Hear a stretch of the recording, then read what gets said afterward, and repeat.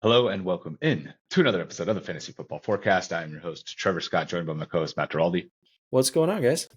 And we're coming at you today with a 12-team, 3 wide receiver Superflex mock post-draft, post-rookie drafts probably, and we're going to have all the rookies in there, full player pool.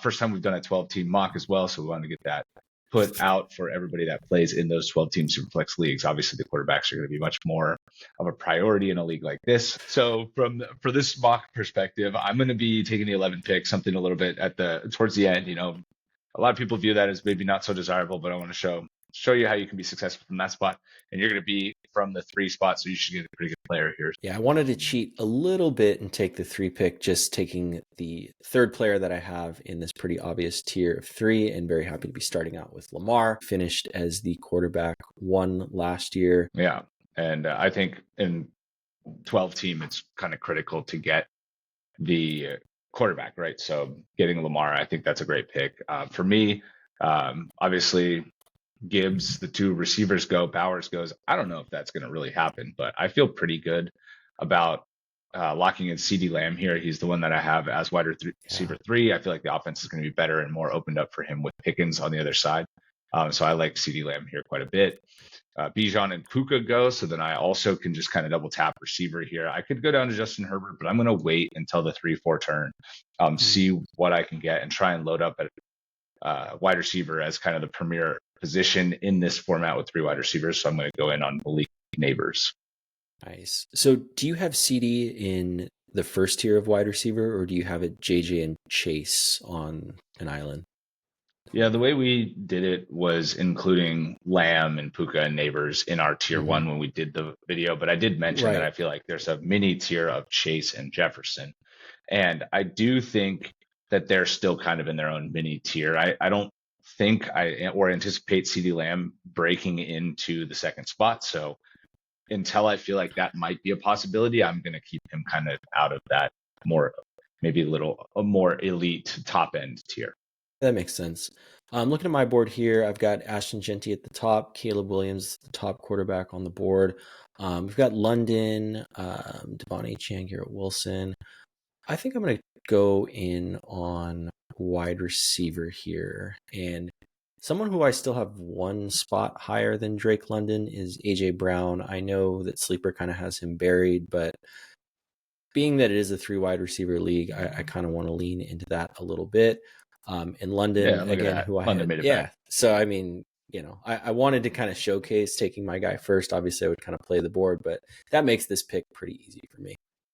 Yeah, and I'd like to highlight, too, in Superflex leagues, you're at 3-3, even in a 12-team league, and Saquon Barkley is still sitting there, right? Like Saquon in standard leagues, likely to be a top 5 pick. But when you add the 3rd wide receiver, when you add the Superflex spot, and all the quarterbacks become a priority and receivers become more of a priority, this is something that can happen, and you get access to players that you wouldn't maybe otherwise get to draft. And so, again, there's so much less chalk in your drafts, and Superflex is so much better, so much more fun to prep for your drafts, to kind of figure out how your teammates or league mates, are going to draft.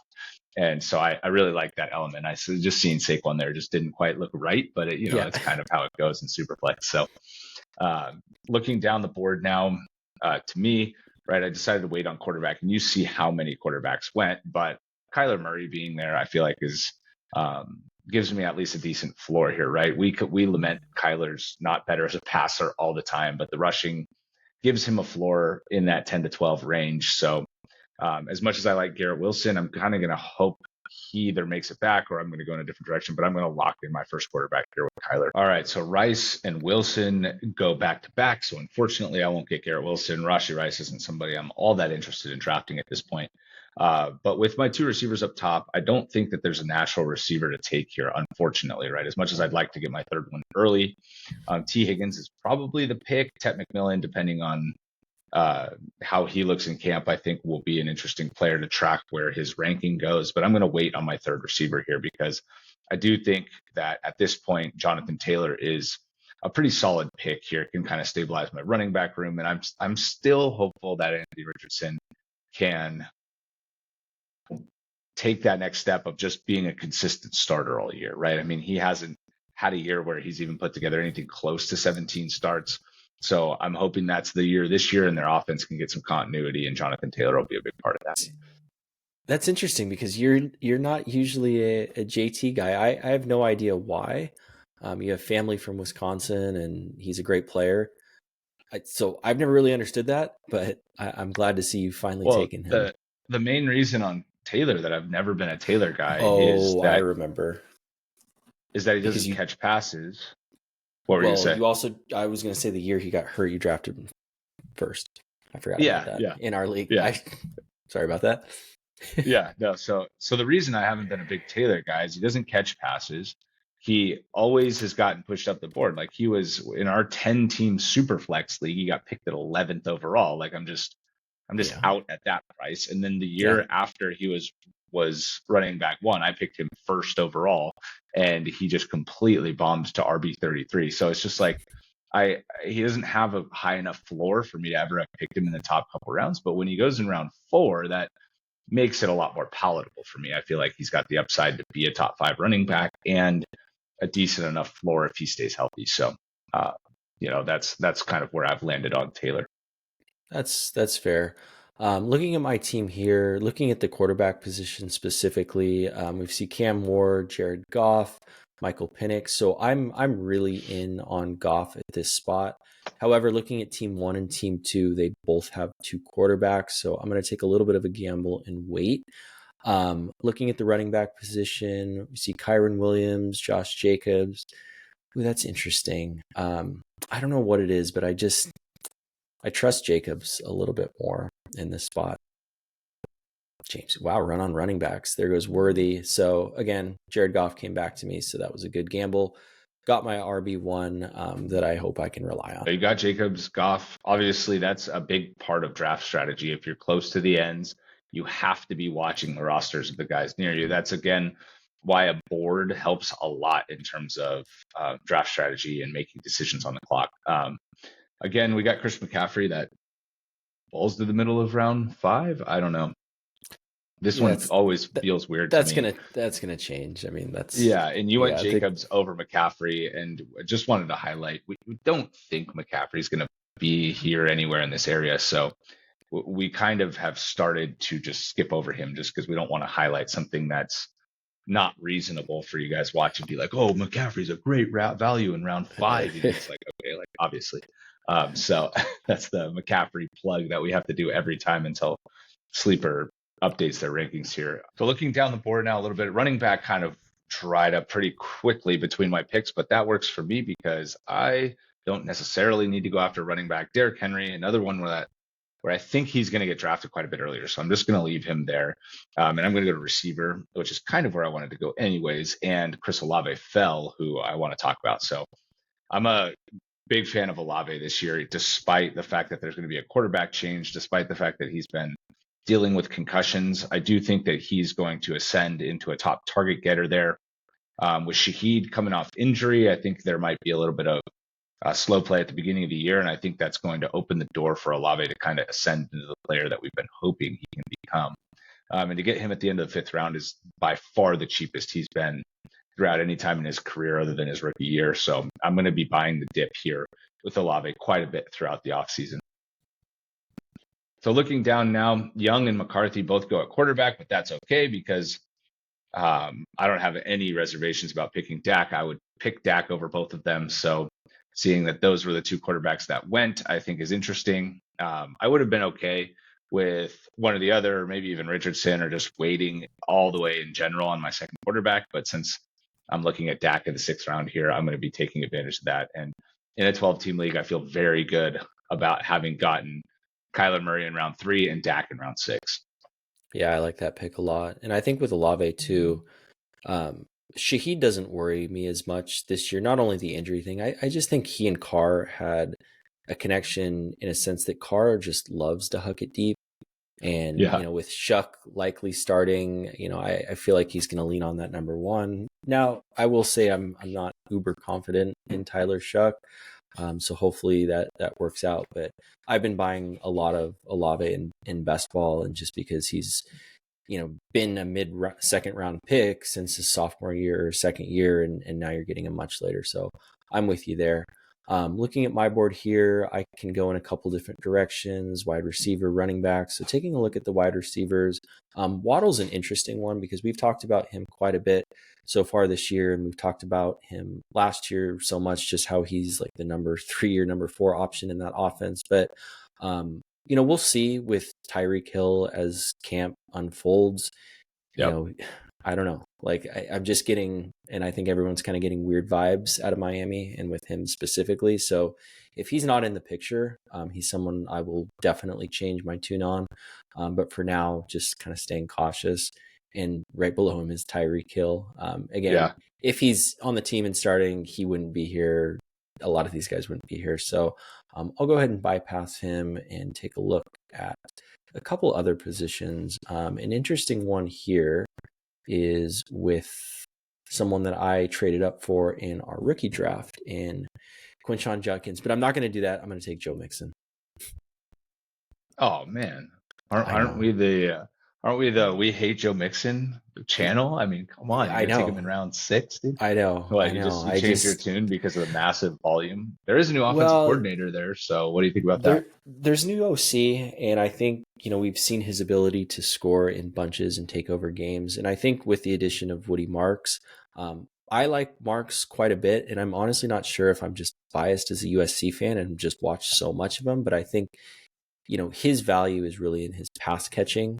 And so I would expect him to be a factor, on passing downs, things like that. But I wouldn't, expect him to be a threat for Mixon's starting role. I've always kind of viewed him as more of like a Rashad White type player where I think, he's better than maybe some of the advanced stats say, but he's not going to be a world beater. So with Mixon, again, not the biggest fan of the player, but, don't hate him with this build. Now, I could go back to the person I was talking about here before with Quinshon Judkins, but I think for me, and kind of a trend I've been doing this year in our mock drafts and in best ball, is trying to lock in, someone I see as the top tier of tight end. You can say Bowers is in a mini tier of his own, but I still kind of consider a tier of 3, and I have George Kittle number 3. Assuming he's still got a lot of juice, which I think he does, just gives me a big positional advantage, especially when he's going after Hawkinson and Warren and just in front of Kincaid. Yeah, no, and I feel that. I mean, obviously getting a top end tight end, I don't understand the Kittle thing either. It's one of those rankings we keep talking about, but as we get further in the offseason and closer to the season itself, if these things don't get cleaned up on Sleeper, we are going to be making dedicated videos talking about how it's a must draft. Like, you have to draft these guys ahead of ADP significantly to make sure you get them, because you and I both have Kittle ranked more as a 4th round pick than a 7th round pick.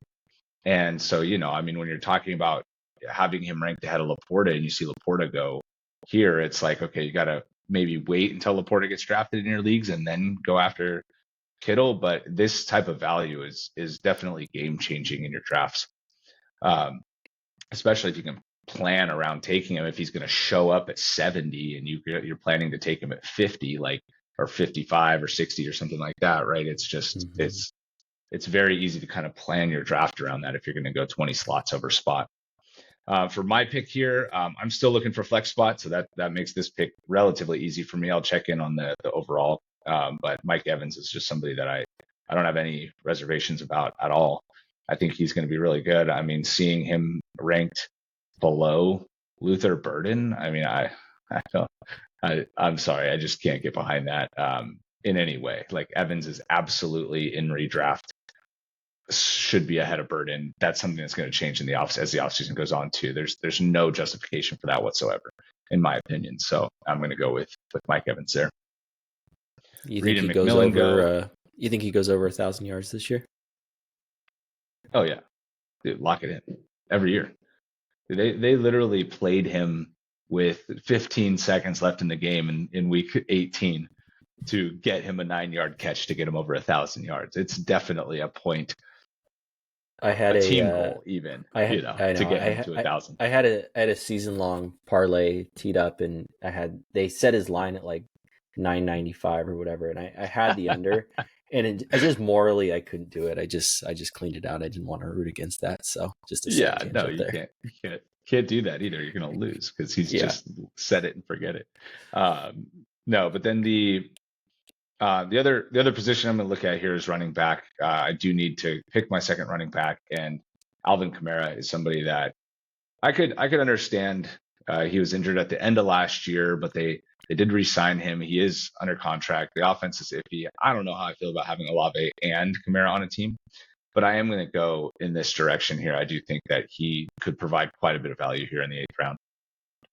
Yeah, and I think, obviously with age and his volume, injury could be another concern, but I think to start week one, he and JT obviously have extensive injury histories, but it gives you time too to kind of fill out the running back position, via the waiver wire if some of your late round guys pick. So I do like that quite a bit. Now, looking at my team, this isn't typically how I build it with just two wide receivers through the first 7 rounds. So that's a position I'm probably going to hone in on unless I see some crazy value elsewhere. So looking at that board, we've got Pearsall, Travis Hunter, Michael Pittman. I will take Hunter here. I will say this will rise quite a bit, but I can see maybe there's still some uncertainty with the number of snaps, but just getting a talent like his on your team is vastly important. And another guy, I don't even know if I should take Devontae Adams because I know we're trying to kind of shy away from taking these kind of slam dunk picks that are buried. So how about a guy? I would take Devontae here, but someone that I've been vocally a little bit hard on. But now that I took him in our rookie draft, I'm a I like big it. Matthew Golden fan. Yeah, and Matthew Golden, I think, has as good of a chance as anybody in that room to ascend to the number one option for the team. So Yeah. we've talked a lot about your skepticism in terms of the production, right? It was like, if he's that good, if he's so fast, if he's such a good route runner, how did the production not follow him on a Texas team that kind of needed him? But he did perform in big spots. He did get those productions late in games, or he did get the production late in games when they needed him, move the chains down the field. So, I do have quite a bit of hope as a Packer fan that he's going to be the guy for them and really going to open up the offense in a way that they didn't have consistently. So I have high hopes. And I And I think he's a also good pick. trust, one of the things that sold me, not just like the draft capital, is I really trust LaFleur as well. And I think, Yep.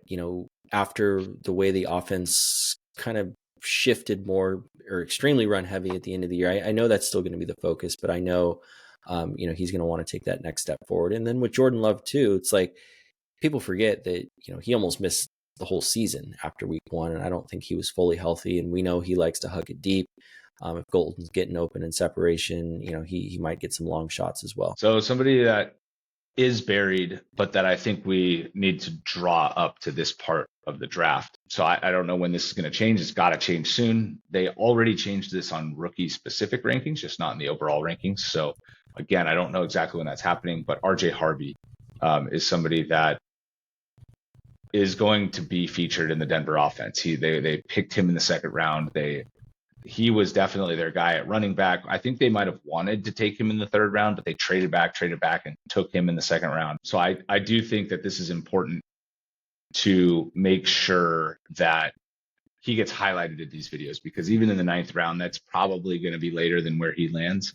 And I think that for redraft purposes, the 24-year-old age for a rookie doesn't matter necessarily as much as it does in Dynasty. In Dynasty, like everybody's like, I don't know if I want to take Harvey. He's so old.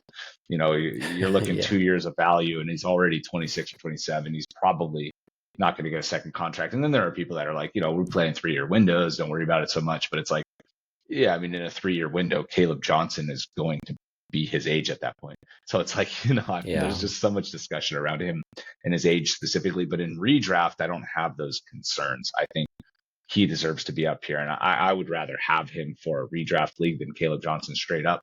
And so that's why I pull him up here into this part of the draft. And when you say over Caleb Johnson, is that more of just, you think Harvey's going to catch more passes, or do you think just all, like, what's kind of the thought process there? Because I know you like Caleb too. I do love Caleb. I just don't think he's going to catch passes. And I do have concerns of Warren in terms of touchdowns too. I mean, Warren is a very good player. Warren is somebody that if Caleb hadn't have fallen into Pittsburgh's lap, Warren is somebody that I was getting ready to put inside my top 20 running backs. I was like all excited that he was going to be a featured player and somebody that I really like. And obviously Caleb going there kind of ruins that aspect of it, but I don't necessarily think that Caleb is going to exceed anything that Najee was doing last year for this season. Now, could he? Yes. Could he grow into a bigger role? Yes. Could he catch passes, or could they be a good offense if Rodgers signs there? All possibly, right? But I do think that Harvey is in a position where he has a significantly clearer path to the featured down role. I think or to the featured back role, right? He's already going to be playing on third downs, would be my guess. He's very explosive for his size too. He runs much faster than Caleb Johnson, so the potential for big plays, I think, is there with Harvey as well. So in a situation where you're able to remove age as a factor, I think Harvey is the pick for this year. All right, so then going down to my next pick now, I'm showing all quarterbacks there, but I still don't have a tight end, so let's check in on that position. We got Loveland, Ferguson, likely Jonnu. Jonnu is somebody that you and I both kind of like, have as a borderline top 10 tight end, and the fact that he's kind of 4 tight ends down. Evan Engram, another guy with Denver, they didn't end up landing a tight end, so he could kind of still be solid in that borderline top 10. Same thing with Kelsey. So I'm going to wait on tight end. I just, unfortunately, at this point, don't see a need to go there. I do have 3 running backs now, so I'm probably going to pass on this position for the time being as well, and see kind of what I can get later, which lands me back at wide receiver. We did call Devontae Adams the low-hanging fruit, so I mean that's just such a clear pick here, no doubt. But my next highest ranked wide receiver is Cooper Kupp, so I'm going to take Cooper Kupp here. I do think that there is still potential there with Seattle. I know the injury concerns kind of wore on the Rams and they ended up moving on, but I do think that new opportunity playing with Darnold, I think the offense could go through him as the underneath player. Obviously JSN can do that as well, but I think there's an opportunity here that if Kupp is right to start the season, that we could see another, 8 to 10 targets a game type of deal while he's out there. And so I have kind of higher hopes than most for him this season. Yeah, you definitely have higher hopes than I do, but I definitely hope that you're correct. Looking back at the board, sticking with the wide receiver position, Debo's in a pretty good spot this year. It'll be interesting to see how he plays, but someone who I think I've taken in a couple of our mock drafts, Calvin Ridley. I really like him from this year. He is a little bit older. I think he's at his age 30 season, but he doesn't have quite as many miles on him as some of the other guys, his age. I thought in the draft, they added DK, but you and I both really like Elikayo Manor. I don't think he necessarily profiles as like a high volume guy. And with the upgrade at quarterback to Cam Ward, Ridley's someone that I'm, targeting quite a bit this year. Now, looking back at the running back position, I've got a couple running backs, but let's see who's out here. Tony Pollard, J.K. Dobbins, Devin Neal's already way up here. This is pretty obvious to me, Tony Pollard. I think he finished last year as the RB, I think it was in late teens or something. Do you remember what Pollard finished at? Like 16, 17? I think it was actually 20. I can pull 20? Up his player card though in the early, 22 was where he ended up landing. Yeah. Okay. He missed a game in week 17, but 22 from a guy running back 22 from a guy that's getting picked in round 11. I mean, that's a starter. So that's very, very valuable if you get a starter down in this area. And I think he's done nothing but produce or give you any other reason to think he can do it again. Yeah, and he's a solid player. Obviously Spears is there, but it really seemed like, even though they were telling us going into last season that it was, a 1A and a 1B or however they framed it, it really seemed like it was definitely more of Pollard. I think he has quite a bit of stability, and he's kind of turned into the boring running back pick. And maybe some of these other guys get people excited, but I don't think that's going to be the case. I think he's going to be very solid, and another guy that I wish I could find a way to push up higher, than the 11th round. But I'd be happy to get him there. Well, you said something funny. I forget when we were mocking, but how Jared in our league had Pollard, and it seemed like he was just always scoring in bunches. And it's true, because I remember like seeing on Red Zone, like Pollard just ripping off these 20-yard runs and touchdowns. Man, this guy must be even, I think that's why I thought he finished in like mid to late teens. Yeah, well, because the first half of the year he was definitely up there. He was like the running back Yeah. 12. And he got he got injured a little bit throughout the year. He didn't miss a week or anything like that. But you see some of these weeks he had here. I mean, like out of the bye, right? 17 for 93 and a touchdown with 3 catches. 61, not so good there, but then another 95 with 3 catches, 4 catches. Like it felt like he was just being a workhorse here. And then in week 10, I'm not sure, like he started getting kind of game scripted out a little bit, and he still had big weeks in there where he had, you know, 120 and a touchdown, but it kind of started to evaporate a little bit. Even the passing game started to evaporate too, right? So that's why he landed at 22. But early in the year, if you had him, he was a game changer for you in terms of Mhm. making the playoffs. Because if you were playing him, you were definitely winning, because he was one of the best players you could have drafted in round 9 or later through the first half of the season. All right, so going down now to rest of my team, it's just all quarterbacks. I wish that they'd either rank them a little bit differently or that they'd pick them in the auto draft. But I digress. So I'm going to go with Aaron Jones here. Not a lot to say there. Old, veteran, stable. I feel like it's somebody I can start in the 11th round. I'm going to be taking that instead of so much shots at upside, which I can still do. But if I'm going to take shots at upside, I prefer that at wide receiver, which I'm going to do here with Juwan Jennings. I think he's going to start the year as the one. And so I think that's a decent shot to take, especially even if you only get 4 weeks of really good production. If he's a starter for you for the first 4 weeks of the season before IU kind of gets rolling and before Pearsall gets established, and you get that in round 12, like I'll take that all day long. I really think that he could be, and that's assuming that he doesn't continue to keep the role, or keep a decent role in the offense beyond that. So I like Jennings quite a bit as a late round pick. Yeah, I was hoping that he was going to fall to me, but for me here, someone that I've talked about a decent amount, Cedric Tillman. I think he made out of the draft pretty well. Obviously, when we thought Travis Hunter was going there, his targets were kind of in danger. I think maybe he still will be the 3, assuming Njoku gets fed. We don't know what this quarterback situation is going to be. It's going to be interesting, but really like the talent and someone who's potential upside shot.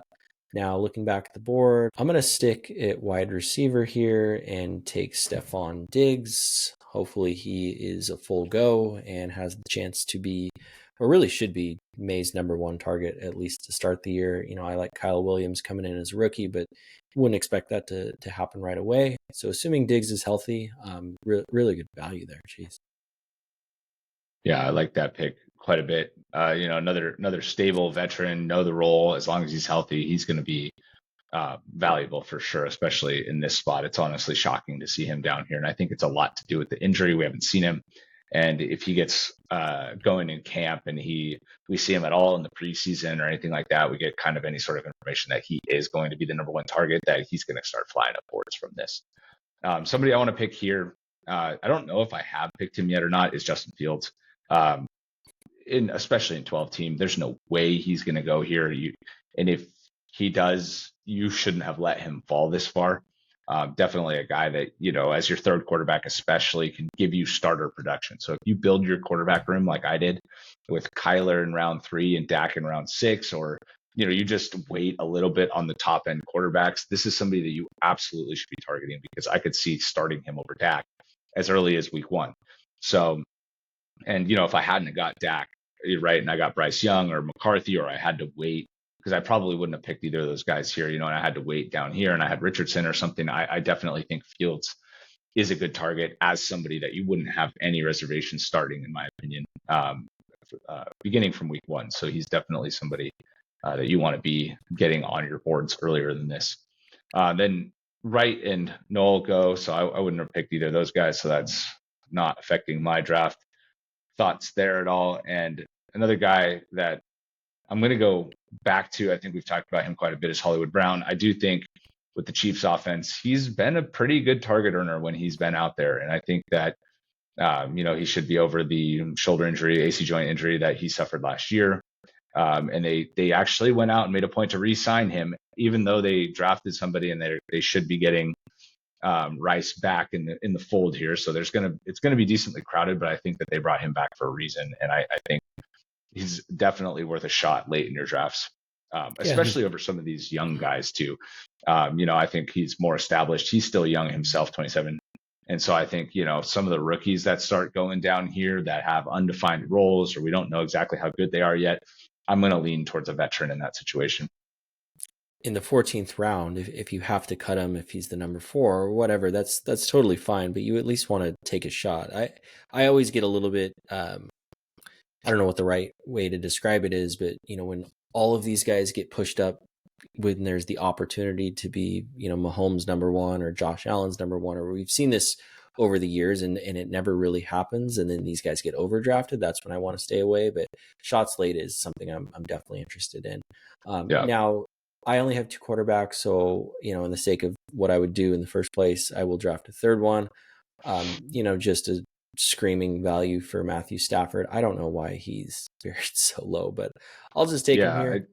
I just wish that they'd change it may be something we can write in about. I wish they'd change their algorithm to stop picking quarterbacks once they have their third, because stopping when they have 2 just leaves guys like Stafford. I mean, you see this whole board doesn't even have quarterbacks in there. And again, that's another reason why it makes it difficult to practice, or difficult to project what anybody is going to do when you don't have a tool that actually kind of mimics anything that's specific or clear with your league mates. So another plug for Superflex. Yeah, and it's that, but it's also having Shedeur Sanders ranked higher than Matthew Stafford, right? Like that's just ridiculous. That's just inexcusable, right? Like I mean, come on, it's been 3 weeks since the draft. Like it's time to get that updated. But I digress a little bit. So I can kind of go in any position here that I want. Looking at the wide receiver position, it definitely thins out. Obviously, we do a lot of 10-team super flex mocks, and in 12-team, you really feel that. So there isn't anyone that I necessarily love. Now, Keenan Allen, we'll see where he ends up going, and that will definitely affect his ADP. So I'm not going to take him here. I'll take a peek back at the wide receivers, see if there's any young guys I might want to take a shot on. I'll go with Kyle Monangai here. He's an excellent pass protector. He's never fumbled the ball at once in his college career. I think the coaches are going to really enjoy that. I will say I would expect Chubb or J.K. Dobbins to sign with the Bears because Swift is currently their number 1. But if not, that will be one thing interesting to watch and someone I'll be targeting late. Yeah, I totally agree on Monangai. If they don't sign anybody, he's definitely a must draft. He's one of those running backs that goes at the end of the draft. So kind of like J.K. Dobbins last year, right? Where it's like, they have Swift there. Monangai maybe gets involved or whatever, but they actively are seeking another running back. So I think if they end up turning to Monangai as that guy, then he's a must pick. And I don't think his ADP is going to change that much. I think you're going to be able to continue to pick him in one of the last 2 or 3 rounds of your draft. So love that pick. And another guy that you just took in our rookie draft that I'm going to take here is Jaden Blue. Nice. Opportunity, right? I mean, I just really wish that this was a different player because I thought there were other better running backs on the board, but they like the speed and they like the pass catching ability there. So if he does grow into any sort of early down role, 8 to 10 carries, 5 targets, that's something that can be fantasy relevant in the Dallas offense. And so I'm going to be taking him with the second to last pick here. All right. Thank you guys so much for listening, and I look forward to talking to you guys in the next one. Later.